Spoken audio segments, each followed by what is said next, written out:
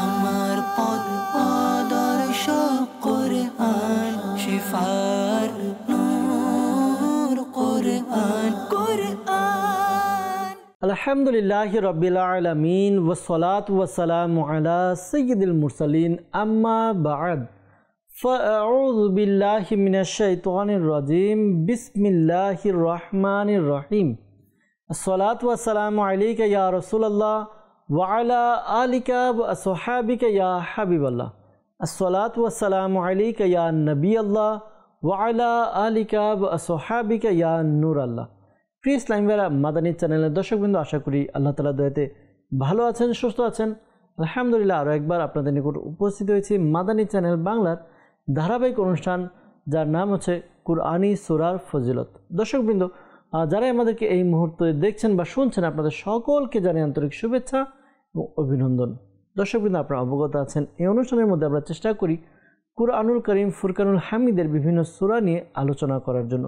বিভিন্ন সূরা, বিভিন্ন বিষয়, বিশেষ করে এই সূরাগুলোতে কোন কোন বিষয়ের আলোচনা হয়েছে, কোন কোন বিষয়ে বর্ণিত হয়েছে, সেই বিষয়গুলো আমরা তুলে ধরার চেষ্টা করি। এই সূরার নামকরণের কারণ, পাশাপাশি কিছু হাদিসে মুবারাকা এবং এই সূরা কোথায় অবতীর্ণ হয়েছে এবং এই সূরার মধ্যে কয়টি আয়াত ও রুকু রয়েছে, এই বিষয়গুলো নিয়ে আলোচনা করার চেষ্টা করি। আজকেও ব্যতিক্রম হবে না। আজকেও ইনশাআল্লাহ তাআলা কুরআনে পাকের দুইটি সূরা নিয়ে আলোচনা করব। কোন কোন সূরা নিয়ে আলোচনা করব জানবো ইনশাআল্লাহ তাআলা। তার পূর্বে আসুন আমরা দুরুদে পাকের ফজিলত শ্রবণ করি।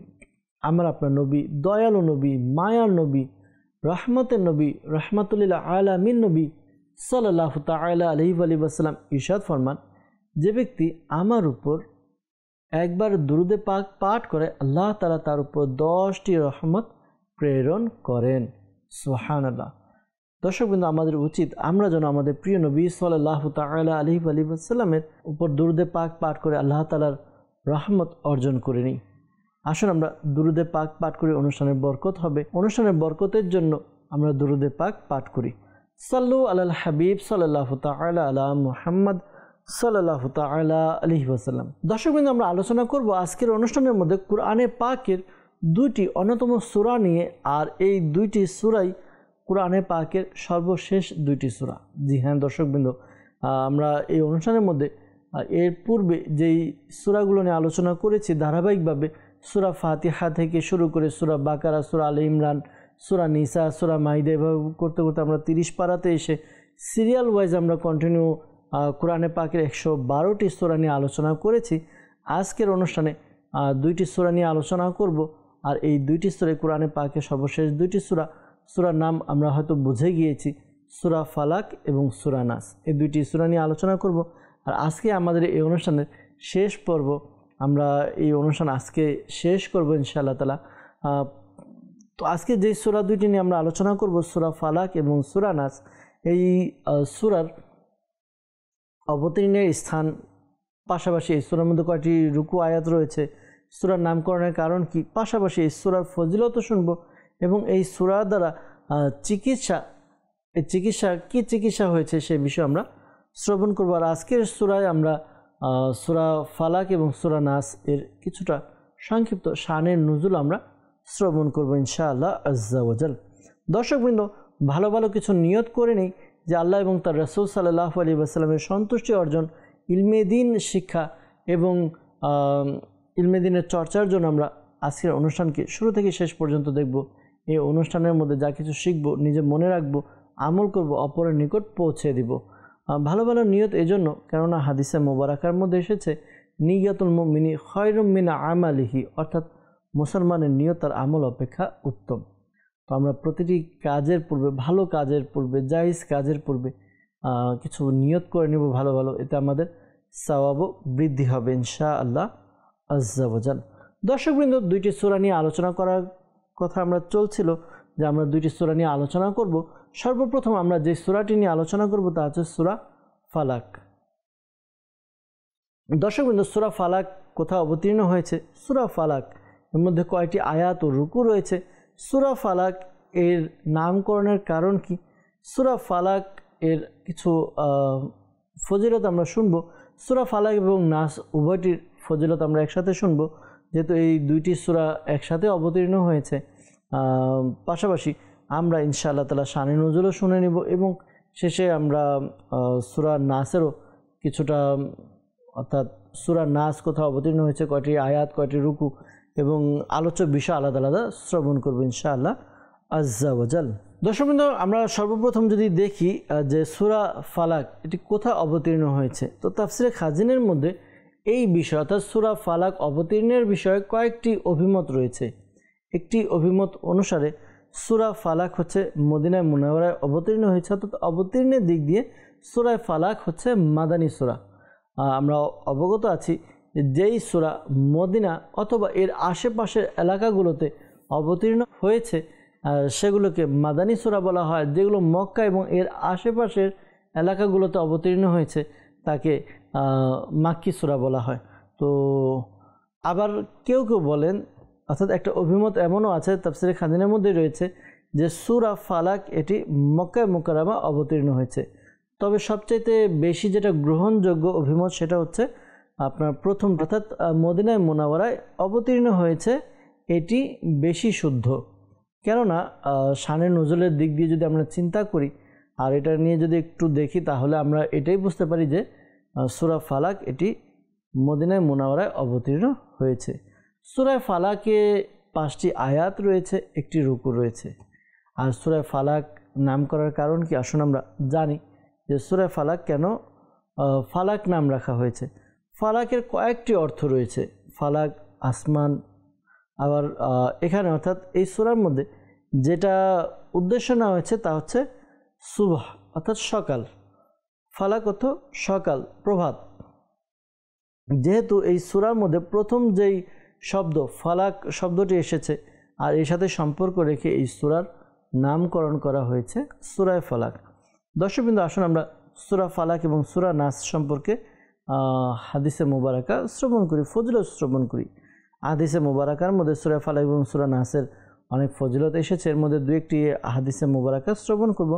হযরত উকবা বিন আমির রাদিয়াল্লাহু তাআলা আনহু থেকে বর্ণিত যে নবী করিম রাউফুর রহিম সাল্লাল্লাহু তাআলা আলাইহি ওয়াসাল্লাম ইরশাদ করেন, কি ইরশাদ করেন?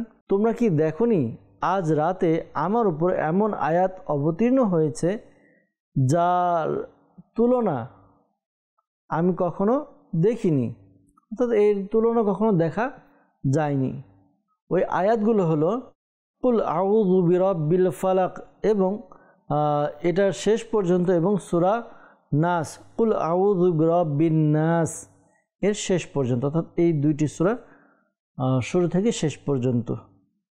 একটি হাদিসে মুবারাকা যেটা আল্লাহ নবী সাল্লাল্লাহু আলাইহি ওয়াসাল্লাম বলেছেন যে এর মতো বা এর সাথে তুলনা আর কোনো সূরা দেখেননি। আরেকটি হাদিসে মুবারাকার মধ্যে হযরত আবু সাঈদ খুদরি রাদিয়াল্লাহু তাআলা আনহু বর্ণনা করেন যে হুজুরে পুর নূর সাল্লাল্লাহু তাআলা আলাইহি ওয়াসাল্লাম জিন এবং মানুষের নজর থেকে, কুদৃষ্টি থেকে বেঁচে থাকার জন্য আশ্রয় প্রার্থনা করতেন। এমনকি সূরা ফালাক এবং সূরা নাস কি হয়, নাজিল হয়।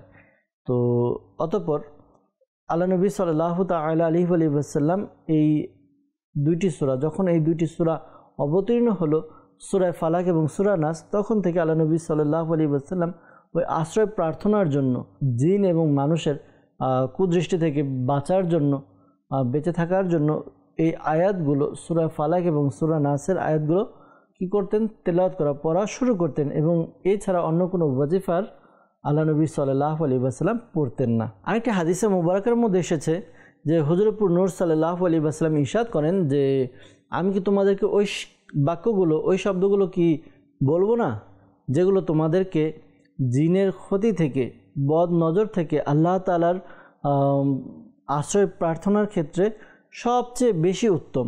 সাহাবায়ে কেরাম আরজ করলেন, ইয়া রাসূলুল্লাহ সাল্লাল্লাহু আলাইহি ওয়াসাল্লাম অবশ্যই আমাদেরকে বলুন। তখন আল্লাহ নবী সাল্লাল্লাহু আলাইহি ওয়াসাল্লাম ইরশাদ করলেন ওই বাক্যগুলো হচ্ছে এই দুইটি সূরার, অর্থাৎ সূরা ফালাক এবং সূরা নাসের। তো দর্শকবৃন্দ, আমরা শুনলাম সূরা ফালাক এবং সূরা নাসের কত ফজিলত রয়েছে, বিশেষ করে যাদের জিন এবং বদ নজর এগুলো থেকে, মানুষের ক্ষতি থেকে বাঁচার জন্য সূরা ফালাক, সূরা নাস খুবই কার্যকরী এবং উপকারী দুইটি সূরা।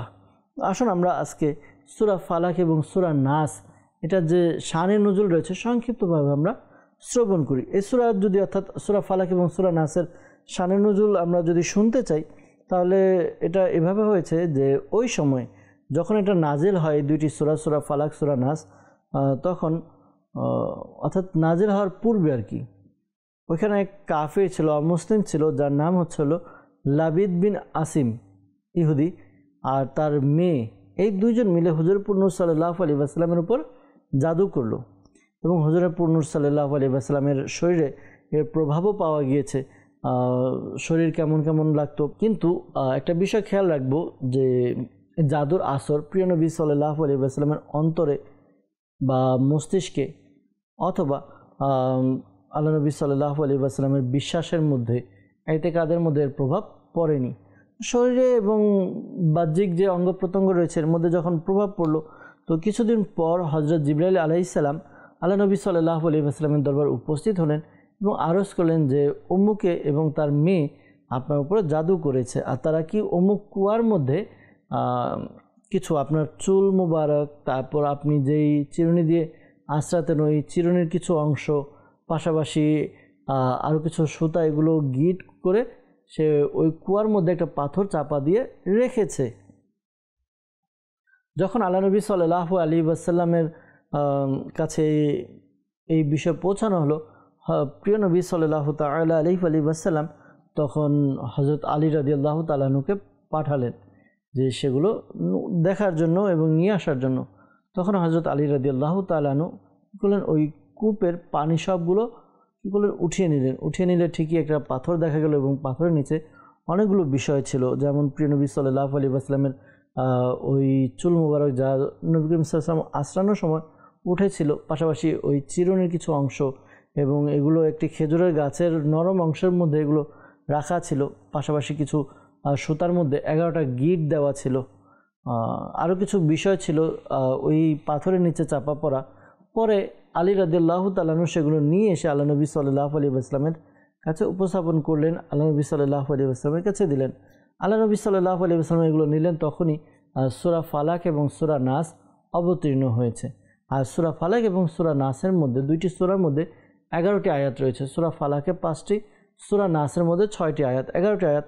আল্লাহ নবী সাল্লাল্লাহু আলাইহি ওয়াসাল্লাম এক একটি আয়াত তিলাওয়াত করলেন, আর সাথে সাথে ওই যে সুতার মধ্যে যে গিট দেওয়া 11টি গিট, এক একটি আয়াত পড়ছেন আর এক একটি গিট খুলে যাচ্ছে। তো আস্তে আস্তে 11টি আয়াত পড়া হলো, 11টি গিট খুলে গেল, আর সাথে সাথে আল্লাহ নবী সাল্লাল্লাহু আলাইহি ওয়াসাল্লামের শরীর যেটা আগে একটু অন্যরকম লাগছিল, তো ওই বিষয়টা দূর হয়ে গেল। আল্লাহ নবী সাল্লাল্লাহু আলাইহি ওয়াসাল্লাম পরিপূর্ণ সুস্থ হয়ে গেলেন। তো এটা ছিল অর্থাৎ সূরা ফালাক এবং সূরা নাস নাজিল হওয়ার যে বিষয়টা ছিল, এই ঘটনাকে কেন্দ্র করে আমরা শুনলাম দর্শকবৃন্দ যে সূরা ফালাক এবং সূরা নাস জিন বা এই তাবিজাত ব্যবহারের ক্ষেত্রে, বানানোর ক্ষেত্রে খুবই কার্যকরী। এখানে একটি শরীয়ী মাসালাও আপনাদেরকে জানিয়ে দেওয়ার চেষ্টা করি যে এইটা যেন আমরা আমাদের মস্তিষ্কে বসে রাখি যে কুরআনে পাকের আয়াত দ্বারা বা হাদিসে মুবারাকা দ্বারা যদি কেউ কোনো তাবিজ বানায় সেটা অবশ্যই জায়েজ, কিন্তু যদি ওই লেখার মধ্যে, তাবিজের মধ্যে যদি কোনো কুফরি বাক্য থাকে বা কুরআন হাদিস বিরোধী কোনো কথা থাকে, তাহলে সেগুলো দিয়ে তাবিজ বানানো কখনোই জায়েজ নেই। তিরমিজি শরীফের মধ্যে এসেছে যে আল্লাহ নবী সাল্লাল্লাহু আলাইহি ওয়াসাল্লামের একটি হাদিসে মুবারাকা, হযরত আসমা বিনতে উমাইস রাদিয়াল্লাহু তাআলা আনহু আল্লাহ নবী সাল্লাল্লাহু আলাইহি ওয়াসাল্লামকে আরজ করলেন, ইয়া রাসূলুল্লাহ সাল্লাল্লাহু আলাইহি ওয়াসাল্লাম, জাফরের বাচ্চার মানে খুব ঘন ঘন তার নজর লেগে যায়, তো আপনি আমাকে অনুমতি দিন যে আমি তার জন্য কোনো আমল করব। তখন হুজুর নূর সাল্লাল্লাহু আলাইহি ওয়াসাল্লাম অনুমতি দিয়েছেন যেন সে আমল করে, আর সাহাবায়ে কেরাম আমল করেছেন, কোরআন হাদিস থেকে আমল করেছেন। তো এই বিষয়টা আমরা যেখানে বসিয়ে রাখবো যে কোরআন হাদিসের মতে বা কোরআন হাদিস দ্বারা যদি কোনো আমল করা হয়, তাবিজ বানানো হয়, সেগুলো অবশ্যই অবশ্যই জায়েজ। দর্শকবৃন্দ, সূরা ফালাক এবং সূরা নাস যে আমরা শানে নুজুল শুনলাম, এই শানে নুজুল থেকে কয়েকটি বিষয় প্রতীয়মান হয়, কয়েকটি বিষয় আমরা জানতে পারি। কি কি বিষয় জানতে পারি আসুন আমরা একটু আলোচনা করব, সংক্ষিপ্তভাবে আলোচনা করব, যেহেতু আমাদের অনুষ্ঠানের একটা সময় থাকে, ওই সময়ের মধ্যে আমাদেরকে শেষ করতে হবে। তো 4টি বিষয় আমরা জানতে পারি এই সূরা ফালাক এবং সূরা নাসের শানে নুজুল থেকে। নাম্বার 1, যে জাদু এবং জাদুর প্রভাব উভয়টি সত্য। যেমনটি ওই লাবিদ বিন আসিম এবং তার মেয়ে জাদু করেছে, আল্লাহ নবী সাল্লাল্লাহু আলাইহি ওয়াসাল্লামের শরীর মোবারকে এর প্রভাব হয়েছে, উভয়টি হক সত্য। নাম্বার 2, আম্বিয়ায়ে কিরাম যারা রয়েছেন তাদের শরীরে জাদুর প্রভাব হয়ে থাকে, এটা দ্বারা শানে নবুয়াত অর্থাৎ নবীদের শানের খিলাফ নয়, এটা খিলাফ নয়, এটা একটা স্বাভাবিক বিষয় যে শরীর মোবারকের মধ্যে এই প্রভাবগুলো হতেই পারে। কিন্তু কিছু কিছু বিষয় রয়েছে যে বিষয়গুলো মধ্যে প্রভাব হয় না। যেমন আমরা এই শানে নজুল থেকে শুনেছিলাম আল্লাহ নবী সাল্লাল্লাহু আলাইহি ওয়াসাল্লামের অন্তরে মস্তিষ্কে এর প্রভাব হয়নি। তো ঠিক তেমনি আমরা হয়তো অনেকে ভাবতে পারি হযরত মুসা আলাইহিস সালামের ঘটনা, মুসা আলাইহিস সালামের যখন জাদু দেখিয়েছেন, ওই জাদুকররা এসেছিল, জাদুকররা বিভিন্ন জাদু করলো, কিন্তু মুসা আলাইহিস সালামের উপরে এর প্রভাব হয়নি। তো এখানে নবী করিম সাল্লাল্লাহু আলাইহি ওয়াসাল্লামের শরীর মুবারকের প্রভাব হয়েছে, এটা এমনটি নয়। আমাদের বোঝার মধ্যে কিছুটা মিস্টেক আছে। যেমন মুসা আলাইহিস সালাম এর যে জাদু করেছিল জাদুকররা, সেটা মুসা আলাইহিস সালামের মুজিজার উপরে তারা জাদু করেছিল, আর এই কারণে জাদুর প্রভাব হয়নি। আর এটা স্বাভাবিক বিষয় যে সবগুলো বিষয়ের উপরে জাদু প্রভাব করে না, শরীরের মধ্যে প্রভাব হয়। যেমনটি যখন তারা জাদু করেছিল তখন মুসা আলাইহিস সালামের খেয়ালের মধ্যে বিষয়টা প্রভাব করেছে, যা কোরআনে পাকের রয়েছে, বিদ্যমান রয়েছে কোরআনে পাকের সূরা তহার মধ্যে ৬৬ নম্বর আয়াত ১৬তম পারায় রয়েছে যে যারা জাদু করছিল তাদের জাদুর প্রভাব মুসা আলাইহিস সালামের খেয়ালের মধ্যে এসেছিল। তো এই বিষয়টি রয়েছে। তো আমরা জানতে পারলাম যে জাদুর প্রভাব এটা নবী করিম সাল্লাল্লাহু আলাইহি ওয়াসাল্লাম বা অন্যান্য আম্বিয়া কিরাম তাদের শরীরের প্রভাব দেখা যায়, কিন্তু প্রত্যেকটা বিষয় না, তাদের অন্তর পাশাপাশি মুজিজার উপরে জাদুর প্রভাব হয় না। এবার 3 নম্বর আরেকটি বিষয়, সেটা হচ্ছে যে জাদু দূর করার জন্য, জাদুকে প্রতিহত করার জন্য সূরা ফালাক এবং সূরা নাস এর একটা বিশেষ প্রভাব রয়েছে, যে যদি কেউ জাদু করে তাহলে সূরা ফালাক সূরা নাস পাঠ করার একটা উপকার রয়েছে। নাম্বার 4 হচ্ছে জাদু টোনা এবং বিভিন্ন আমলিয়া যেগুলো আমল করা হয় সেগুলোর প্রভাব এবং অসুস্থতা দূর করার ক্ষেত্রে কোরআনে পাকের আয়াত সূরা এগুলো ব্যবহার করা যাবে। বুখারী শরীফের মধ্যে রয়েছে যে সূরা ফাতিহা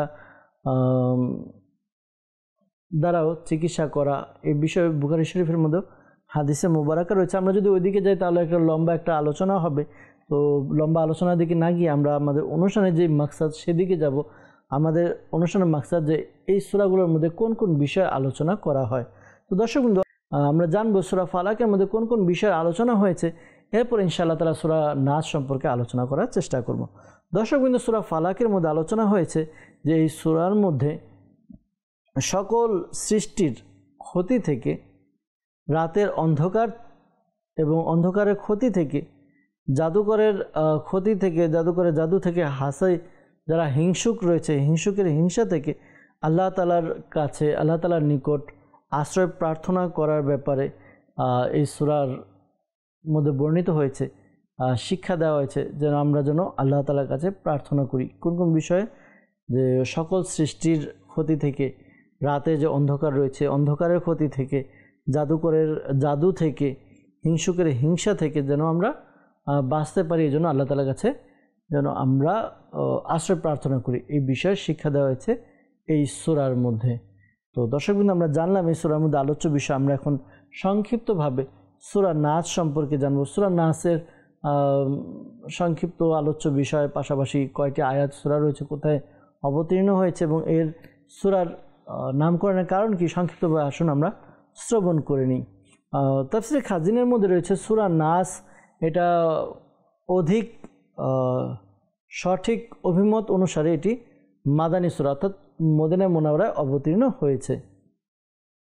এই সূরার মধ্যে কয়টি রুকু আয়াত রয়েছে? এই সূরার মধ্যে একটি রুকু এবং 6টি আয়াত রয়েছে। আমরা আলোচনার মধ্যে শুনেছি সূরা ফালাকে 5টি এবং সূরা নাসে 6টি, টোটাল 11টি আয়াত রয়েছে। সূরা নাস নাম রাখার কারণ কি? আরবিতে মানুষদেরকে নাস বলা হয়। আর এই সূরার প্রথম আয়াতের প্রথম যে শব্দ সেটা হচ্ছে নাস।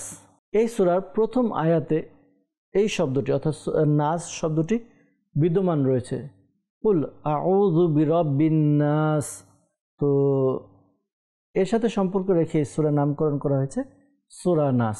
দর্শকবৃন্দ, সূরা নাসের বিষয়বস্তু কি আমরা যদি এক বাক্যে জানতে চাই তাহলে হবে সূরা নাসের যে মূল বিষয় হচ্ছে তা হচ্ছে জিন এবং মানুষের ক্ষতি থেকে আল্লাহ তাআলার কাছে প্রার্থনা করা, পানাহ চাওয়া, আশ্রয় প্রার্থনা করা, এটার শিক্ষা দেওয়া হয়েছে এই সূরার মধ্যে। অনেক সময় দেখা যায় যে জিন এবং মানুষ তারা কি করে মানুষের অন্তরের মধ্যে বিভিন্ন ওয়াসওয়াসা ঢেলে দেয়। তো ওই ওয়াসওয়াসা থেকে বাঁচার জন্য আল্লাহ তাআলার কাছে আশ্রয় প্রার্থনা করা, এটা কোরআনে পাকে আমাদেরকে শিক্ষা দেওয়া হয়েছে এই সূরা নাসের মধ্যে। তো আমরা চেষ্টা করব ইনশাআল্লাহ তাআলা আজকের দুইটি সূরা থেকে যে যে বিষয়গুলোর আলোচনা করা হয়েছে সেই বিষয়গুলো থেকে শিক্ষা অর্জন করা, নিজে আমল করা। আল্লাহ তাআলা আমাদেরকে তৌফিক দান করুক। দর্শকবৃন্দ, অনুষ্ঠানের শেষ পর্যায়ে চলে এসেছি, বিদায় নিব। এর পূর্বে আপনাদেরকে বলবো, যেহেতু এই অনুষ্ঠানের আজকে শেষ পর্ব, তো এই অনুষ্ঠানের পাশাপাশি আপনাদেরকে এই অনুষ্ঠানের মধ্যে একটি কিতাবের কথা আমরা বারবার বলে এসেছি। কোরআনের আশ্চর্যজনক ঘটনাবলী দাওয়াত ইসলামীর মাকতাবাতুল মদিনা থেকে প্রকাশিত এই কিতাবটি আমরা সংগ্রহ করি, অধ্যয়ন করি। কোরআন নিয়ে আমরা গবেষণা করতে থাকি, কোরআন নিয়ে আমরা চর্চা করতে থাকি। কোরআনের তর্জমা অনুবাদ আছে, কানজুল ঈমান আছে, নুরুল ইরফান আছে, খাজাইনুল ইরফান রয়েছে। পাশাপাশি আমাদের একটি কিতাব সিরাতুল জিনান, তাফসিরে সিরাতুল জিনান, এটা আমরা তাফসিরের কিতাবগুলো পড়তে থাকি। ইনশাআল্লাহ তাআলা কোরআন সম্পর্কে অনেক কিছু জানতে পারবো। আল্লাহ তাআলা আমাদেরকে তৌফিক দান করুক। দর্শকবৃন্দ, বিদায় নিব। ইনশাআল্লাহ তাআলা আবারও কোনো না কোনো অনুষ্ঠানে দেখা হবে। ততক্ষণ পর্যন্ত ভালো থাকুন, সুস্থ থাকুন, মাদানী চ্যানেলের সঙ্গেই থাকুন। সাল্লু আলাল হাবিব সাল্লাল্লাহু তাআলা আলা মুহাম্মদ সাল্লাল্লাহু তাআলা আলাইহি ওয়াসাল্লাম। আমার পথ আদর্শ কোরআন, শিফার নূর কোরআন, কোরআন।